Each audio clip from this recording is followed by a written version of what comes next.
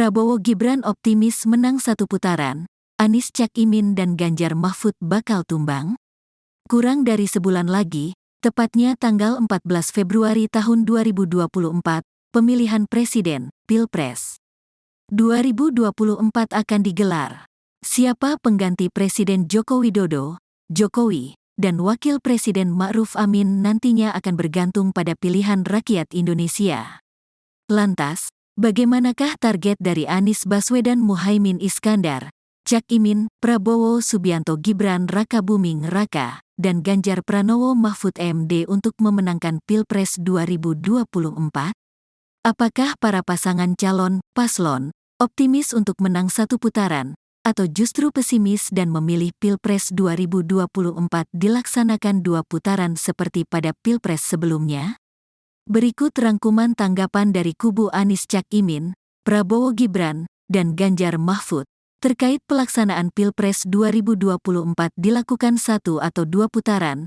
Anies Cak Imin pilih targetkan lolos putaran kedua Pilpres 2024 calon presiden capres dari Koalisi Perubahan.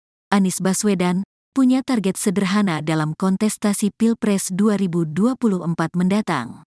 Target itu adalah dapat masuk ke putaran kedua dalam perhelatan Pesta Demokrasi 5 tahun yang sebentar lagi berlangsung. Target itu disampaikan Anies saat memberikan sambutan dalam acara Relawan Garda Matahari di Gedung Joang 45, Jakarta Pusat, Jumat, tanggal 17 November tahun 2023. Target kita sederhana, masuk putaran kedua dan itu targetnya sederhana, ujar Anies di depan para relawan saat itu.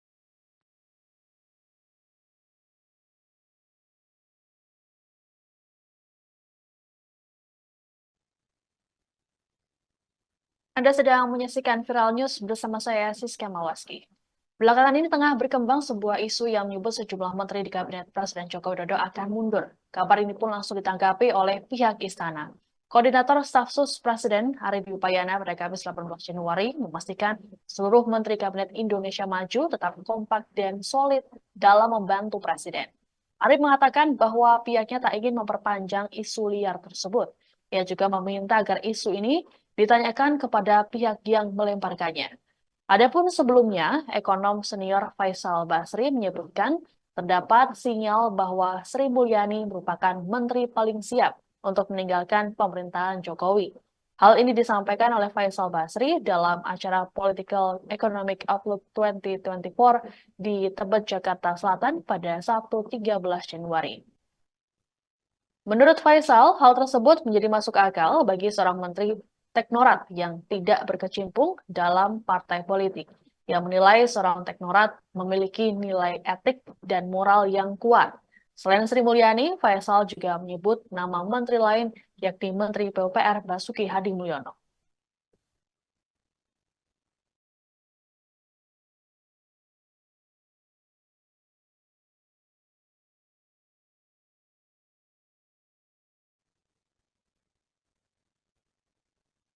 Tanggapan soal isu mundurnya Menteri Keuangan Sri Mulyani dan Menteri PUPR Basuki Hadi Mulyono juga direspons oleh Menteri Perdagangan Zulkifli Hasan.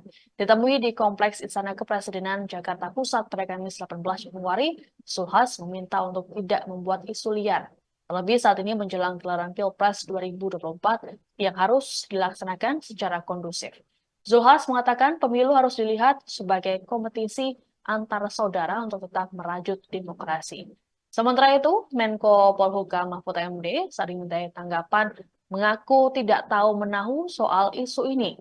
Mahfud mengungkapkan dirinya tidak pernah membicarakan soal pengunduran diri dari kabinet dengan Sri Mulyani. Pihak istana sendiri memastikan bahwa para menteri saat ini solid dan kompak untuk menyelesaikan tugas hingga akhir jabatan nanti. Koordinator Staf Sus Presiden Ari Dwi Payana pada Kamis 18 Januari mengatakan bahwa pihaknya tidak ingin memperpanjang isu liar tersebut. Yang juga meminta agar isu ini ditanyakan kepada pihak yang melemparkannya.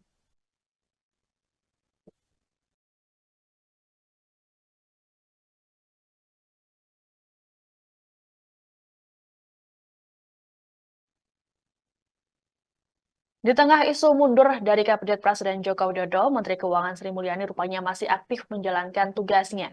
Hal ini terlihat dari unggahannya di akun media sosial Instagram miliknya @smindrawati. Sri Mulyani diketahui menghadiri rangkaian acara Forum Ekonomi Dunia atau WEF 2024 di Davos, Swiss. Adapun Sri Mulyani tiba di Davos sejak 14 Januari lalu. Ada beberapa kegiatan yang diikuti oleh Sri Mulyani dalam forum ekonomi tersebut, seperti bertemu dan bertukar pikiran dengan CEO YouTube Neil Mohan pada Selasa 16 Januari. Selain itu, Sri Mulyani juga memiliki agenda pertemuan dengan Menteri Keuangan Arab Saudi Mohammed Al-Jadaan. Dalam kesempatan tersebut, Sri Mulyani menyampaikan bahwa Indonesia resmi jadi pemegang saham terbesar ketiga dari Islamic Development Bank. Selain itu, Sri Mulyani juga menghadiri sejumlah diskusi. Isu terkait mundurnya Sri Mulyani dari Kabinet Presiden Jokowi pertama kali muncul saat ekonom Faisal Basri menyampaikannya dalam acara Political Economic Outlook 2024 di Tebet, Jakarta Selatan pada Sabtu 13 Januari. Menurut Faisal, Sri Mulyani menjadi menteri yang paling siap mundur karena posisinya sebagai teknokrat yang tidak berkecimpung dalam partai politik. Ia menilai seorang teknokrat memiliki nilai etik dan moral yang kuat.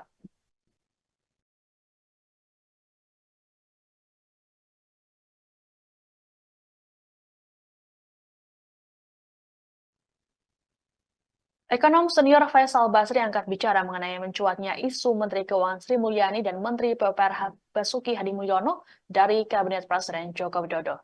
Ditemui di sela aksi Kamisan di seberang Istana Merdeka Jakarta, Kamis 18 Januari, Faisal menegaskan bahwa dirinya tidak secara langsung membujuk Sri Mulyani ataupun Basuki untuk mundur. Dirinya hanya menyuarakan agar masyarakat juga memberi desakan agar menteri-menteri mundur. Menurut Faisal, dirinya mengenal Sri Mulyani yang disebutnya punya integritas.